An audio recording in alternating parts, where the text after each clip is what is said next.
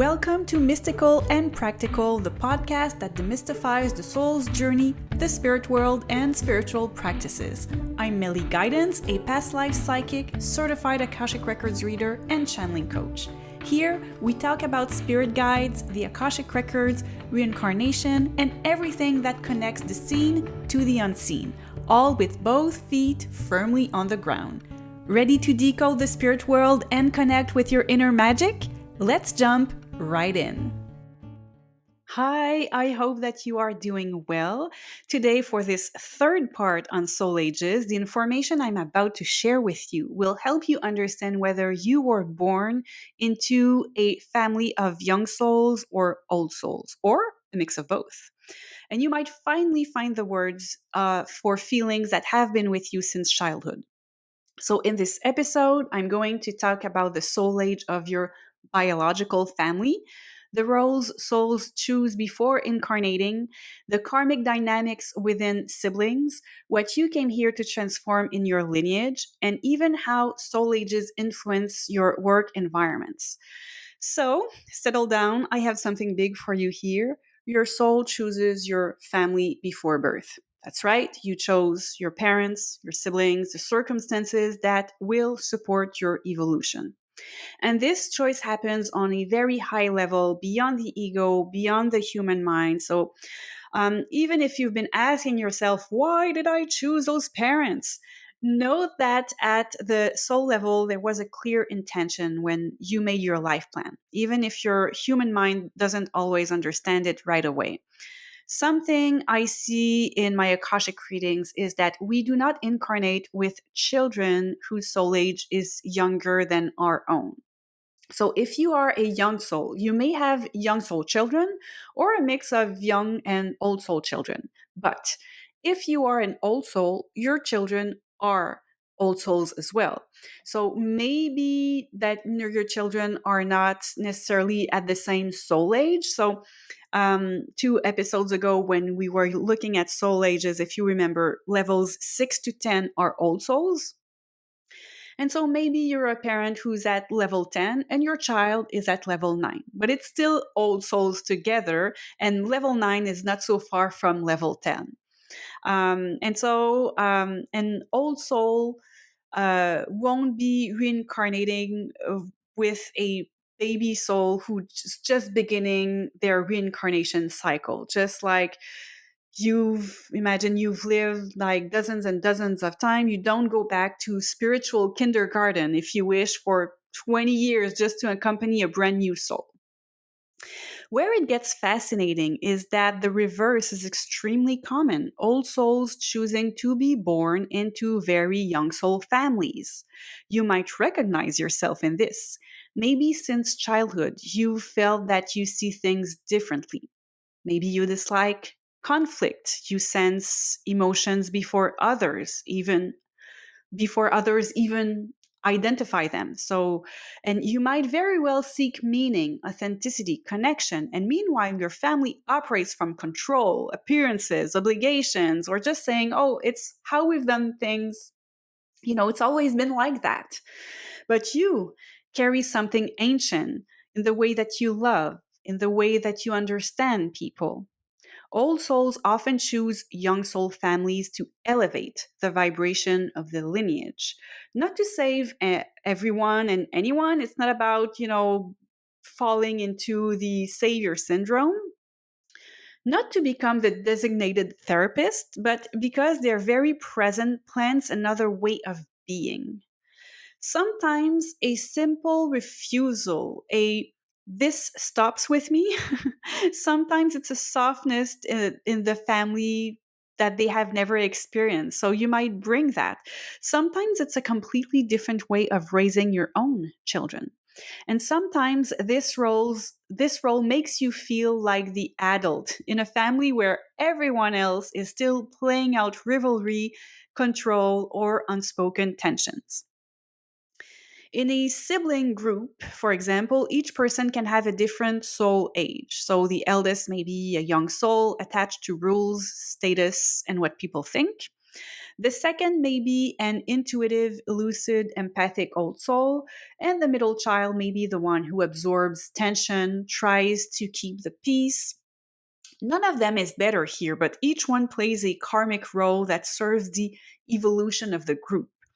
So, to make this even more concrete, I'm going to give you a few simple examples. Just give me some time to take my sip of my classic mint tea. Perfect. So, here, I want you to imagine a young soul parent. So, someone who values performance, material success, safety. They also mind what other people think. And they have an old soul child who arrives with the vibration, very high, mature vibration. And they ask deep questions at the age of 3 years old. So their child is sensing everything, rejecting injustice. They are not understanding why emotions should be hidden or why they should be strong, quote unquote. So that child naturally opens an emotional and spiritual space the parent has never accessed before. So maybe the child helps a parent to open their heart chakra. Another example is siblings with completely different soul ages. So that would mean that the two parents are young souls. And the eldest of the children might lead everyone, impose their vision, follow tradition. The second might see through every toxic pattern, feel injustice deeply, often carry the family's truth, sometimes unwillingly. The third may try to maintain harmony. So I see this kind of configuration in Akashic readings. And a third example, let's look at an old soul into a family where conflict is normalized. So think yelling, harshness, emotional intensity. And I have witnessed that when I was a child. I think I was about like 10, 11 years old. And I would go to that friend's house frequently. I would even have sleep over there. And everyone there, they did not know what speaking to each other meant because they would be yelling at each other all the time. Parents with children, siblings amongst themselves all the time. That's all they knew. And it was very interesting because I could feel that even if they were yelling, these people were loving each other very, very much. They just didn't know any other way to communicate with each other. It's as if they needed to have that shell over them, that they couldn't be more vulnerable, more open, that they needed to protect themselves all the time. And so, if you are an old soul who has incarnated in a family where conflict is normalized like this, like always very harsh and intense, um, it's very hard for you to adapt. You simply cannot adapt. Those children, they observe, they withdraw, and they try to understand. They just don't understand why people would be yelling all the time or would be harsh with each other. And as an adult, those also children who are now adults, there's the ones who say, I'm not passing this on. This is over. Okay, one last example is an old soul in a very young soul workplace. Think of an environment that is competitive, productivity driven, performance focused, and power oriented. And then you show up with a soft, collaborative human energy. And you might be there to calm tensions and you offer a different perspective. And you become a catalyst, not because you're trying to change anyone and everyone, but because that is what your energy actually does. And here, I'd like to add something. I've been watching a lot of NDE testimonial videos. If you don't know what an NDE is, it is a near death experience. This is where someone maybe had an accident And they medically died maybe for a few seconds, a few minutes, or they've been in a coma for a long time. And that allowed them to cross over. And in some cases, they crossed over and they met with their teacher, spirit guide. They might even have met with their soul family.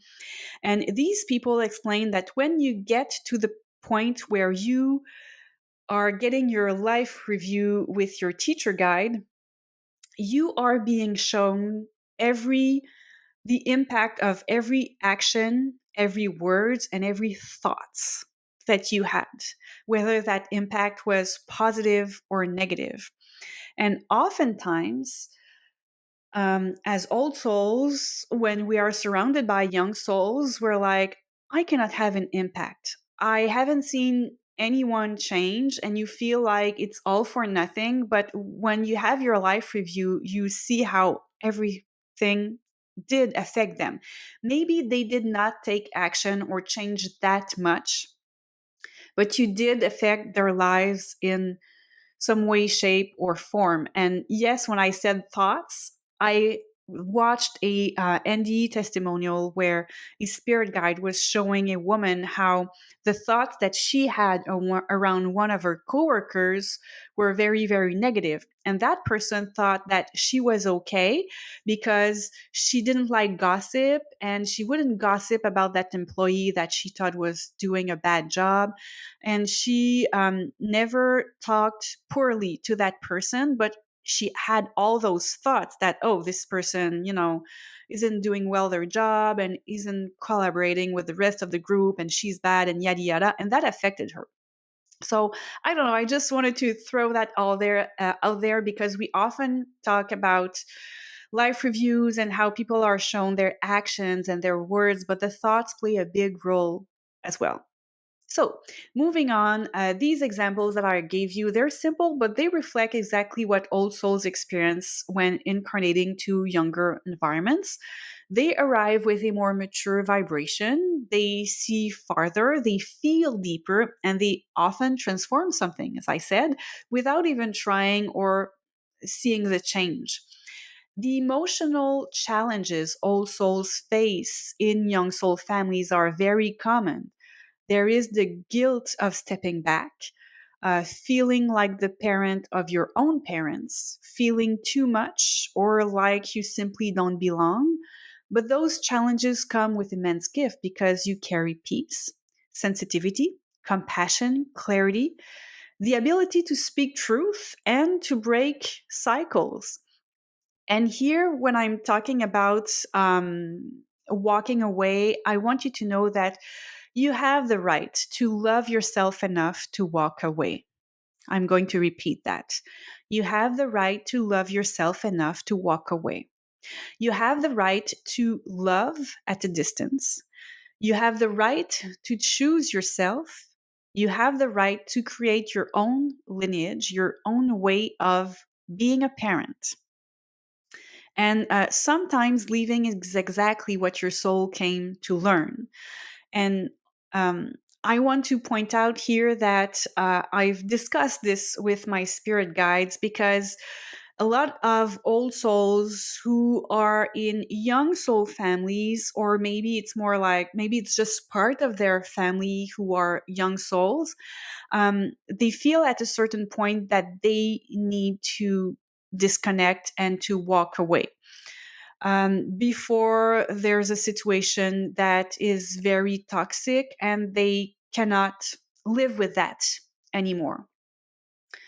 And a lot of these people will question, will have doubt, and will have actually a mix of doubt and a mix of guilt because they are old souls. They may think, well, should I give these people the benefit of the doubt again? Should I come back? Is it bad to stop talking and to walk away from people? And so they might wonder, but the spirit guides were very adamant about this, is that if what you came here to learn with a young soul person or group, and that might be your whole family or a part of your family, If what you came here to learn, you learned the lesson, and maybe the lesson was to assert yourself and to say no and to walk away because you've always been a people pleaser. And they say if that lesson was learned, we approve 100% of you walking away and closing the door on that chapter. And all of this extends beyond the family sphere. So, in the workplace, old souls often find themselves surrounded by young souls, and it can be challenging, but it's often temporary. Think about maybe you have a soul, it's in your soul contract to work in a particular type of place, and you're there to learn a lesson. And you can leave once you have learned what you needed to learn. And then in this human lifetime, you will meet people with whom the connection feels natural, soothing, and fluid. So it's not about always being in contact with old souls. You will meet these kind of people, and these kind of people, there may or may not be from your soul family. So remember from episode 2 when I talked about the birth of a soul, your soul was born into a soul group or soul cluster, if you prefer, and these members are your soul family. And your soul family members, when you meet them once you're incarnated, they are considered, by my spirit guides at least, they are considered like soulmates. They can be platonic soulmates or romantic soulmates, but they are soulmates. So when you reunite with these people, you feel a strong energy resonance. They are your people. And they support your path and they recognize your essence. So those relationships can be very transformative as well, and they are very precious. So take a moment to feel what it brings up in you, all that I talked about, and ask yourself, am I still in an environment, whether it's a family or professional environment, that supports my soul's evolution?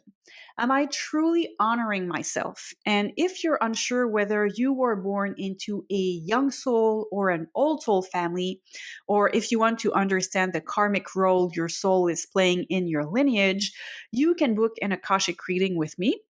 We can take a look at all of this. And if you'd like to learn how to read your own Akashic records and get answers directly, there is my Akashic records course that is there for you.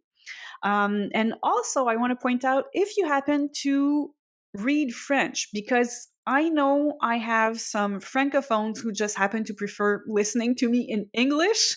I find that very funny, but also very close to my own reality. So if you are a fellow Francophone here, there is my book on the Akashic Records. I'm really hoping, I'm sending that out in the universe. This book will be translated someday. Okay, so this is the energy that I'm sending. Right now, it's only in French. So if you happen to read French, this is the book that explains everything about the Akashic Records. There are a lot of case figures. Also, I'm transmitting everything, my story when I was starting to learn the Akashic Records, things that happened. So it's a beautiful book.